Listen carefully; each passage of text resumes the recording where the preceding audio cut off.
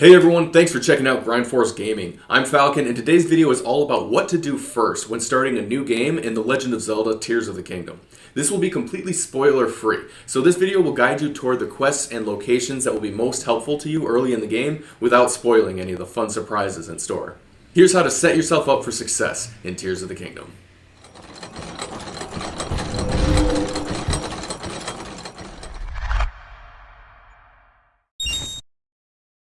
You'll begin Tears of the Kingdom on Great Sky Island, which is similar to the Great Plateau of Breath of the Wild, serving as kind of a tutorial area to learn about the new abilities in the game: Ultra Hand, Fuse, Ascend, and Recall. You'll also get your first Zonai devices and learn how they work. Together, these form the foundation for every puzzle in the game. Start experimenting right away and get familiar with the different ways that your abilities and Zonai devices can be used. After completing the tutorial on Great Sky Island, you'll skydive down to Hyrule. There's an overwhelming amount to explore, but early on, follow the main story for a while, taking you to Lookout Landing. You'll get sent on several very important quests here. You'll activate your first Skyview Tower, you'll unlock the absolutely essential paraglider, you'll be given important upgrades to your Pad that will expand your ability to explore Hyrule, and you'll be introduced to a huge section of the map that you might not know about. I want this video to be spoiler free, so all I'll say is this: keep returning to Lookout Landing until your Pad is fully upgraded and you've reached an important new area of the map. In that area, stick with the Lookout Landing quest lines until you unlock a new ability. Without spoiling it, this ability is something you want, ASAP. Get a horse. Soon, you'll be doing a lot of travel by machine using the new Zonai devices, but early on, you'll want to have a horse to help you travel from place to place faster than walking. Taming a horse is pretty much the same as it was in Breath of the Wild. You'll need to sneak up quietly without spooking the horse, or you can drop on it from above using the paraglider. As soon as you're able to mount the horse, mash the L button to calm it down, then register it at a nearby stable. Don't forget to talk to the person at the counter every time you reach a new stable. You'll earn pony points, which can be used to unlock new equipment for your horse. Locate Hestu. Hestu returns from Breath of the Wild, and once again he can use the Korok seeds that you've been collecting to expand your inventory. Your weapon, bow, and shield slots can all be expanded. For your first meeting, you can find Hestu northwest of Lookout Landing, near the Lindor's Brow Skyview Tower. You'll have to defeat some unusual new enemies for him, then he'll explain what he's all about. After expanding your inventory with a few Korok seeds, Hestu will move to Lookout Landing, where you'll be able to continue expanding your inventory with him. Another reason to check back here anytime you have Korok seeds to spend. Cherry Blossom Trees. Keep an eye out for these cherry blossom trees, and when you find them, place some kind of marker on your map so that you can find it again later. If you put some kind of fruit, like an apple, into the offering bowl at the base of the tree, special pillars of light will appear on the map nearby. Every one of these pillars of light marks the entrance to a cave or well, or a point of interest worth checking out. And they stay visible for quite a while. This is really helpful for finding new areas to explore. Explore caves. Speaking of caves, make sure to explore every cave you come across. Besides being a source of treasure, ingredients, and equipment, every cave system contains a bubble frog, which you can defeat to obtain a bubble gem. In fact, when you check a cave on your map, you can tell if you've defeated its bubble frog because there will be a check mark on the entrance. Bubble gems are a new collectible that you can trade for unique items once you find Kilton's brother Colton, so you'll want to pick up any that you come across. Become a reporter at the Lucky Clover Gazette. Traveling northwest toward Rito Village, you'll find the Lucky Clover Gazette in Tabantha Frontier. Speak to Penn and Tracy to become a reporter. This opens up new quest lines at almost every stable in the game. Now, every time you reach a new stable, look for Penn. He'll be standing somewhere nearby with a unique quest, which all involve hunting down clues about Princess Zelda. These quests won't be available until you activate them at the Lucky Clover Gazette, so it's good to get there early. Perhaps more importantly, the Great Fairy quests cannot be initiated until you become a reporter, which brings me to my next tip. Find and unlock all the Great Fairies.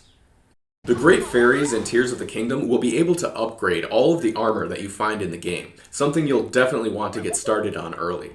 The fairies themselves are easy to find. Each of them is near one of the stables, but they won't come out of their flower buds until they hear music. To begin this quest, you will need to have become a reporter for the Lucky Clover Gazette. Then, travel to the Woodland Stable in Eldon Canyon. I'll be making a detailed video about how to find the musicians and unlock all of the great fairies later, and I'll be sure to link that in the description as soon as it's published. The short version is this. Each fairy wants to hear the music of a particular instrument, so you'll need to track down the right musician, complete a quest for them, and bring them back to the troupe. Then you'll have to build a makeshift vehicle of some kind to carry the troupe to the great fairy and let them play their music. This will need to be repeated for each of the 4 great fairies. With each fairy, you'll be able to upgrade your armor more, so with all 4 fairies unlocked, you'll be able to upgrade your armor to the maximum amount. Now it's just a matter of grinding all the ingredients that you need to do it. The Wind Temple. Early on, you'll begin the 4 main quest lines, one for each race of people in Hyrule. These lead up to the main temple quests, all of which you'll need to complete eventually. The reason I mention these is because you will receive a new unique ability every time you complete a temple. The most important of these abilities is Tulin's Wind Gust, which you'll get to keep after completing the Wind Temple in the northwest, and it's very valuable for exploration throughout the game. For that reason, I highly recommend starting with the Rito questline whenever you do begin the temple quests. After that, the Goron ability is the next most valuable, so it's not a bad idea to head to Death Mountain second. I'll finish the video with some final quick tips to set you on the right path. Complete every shrine you come across. These teach you how to use the tools available to you, and they provide you with very important fast travel location. I'm currently making a video guide for all 152 shrines, so if you need help with any of them, you can find the solution on the Grindforce Gaming page. Complete every Skyview Tower. This may be obvious, but it's worth mentioning all the same. The Skyview Towers fill in and complete your map, so they should be high priorities. Similarly, you'll want to travel to every light route that you can find. You'll understand what that means as you progress in the game. Drop from the sky as often as possible. You'll unlock plenty of fast travel points in the sky that you can travel to and then skydive down. Or you can launch yourself from the Skyview Towers to reach the Sky Islands. Skydiving is a great way to get the lay of the land and decide where to head next. Don't forget that you can pull out your scope and mark locations like shrines and stables as you're falling. Visit wells. Though not as important as caves, traveling to each of the wells is considered a collectible in this game.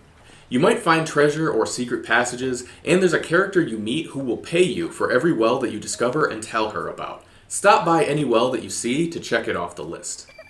Learn cooking recipes. You should be cooking recipes pretty frequently and experimenting with the different ingredients.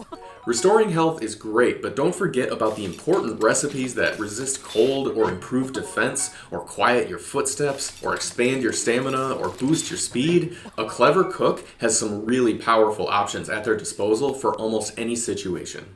Build and explore. This game gives us something new to discover around every corner, and unlimited ways to explore Hyrule. Learn how to use Ultra Hand and Zonai devices to build machines of all types. Learning the different ways that these can be used together and the amazing creations that can be constructed with them is one of the most delightful, creativity-driven experiences that you can find in all of gaming. Have fun playing in this sandbox. That does it for my spoiler-free guide to getting started in The Legend of Zelda Tears of the Kingdom. Follow these tips to get the most out of your early game experience and set yourself up for success. And sound off in the comments with your favorite tips for getting started. If you enjoyed this video, make sure to hit that like button and subscribe to Grindforce Gaming for more videos like this. I'm Falcon. Thanks so much for watching. I'll see you next time on Grindforce Gaming.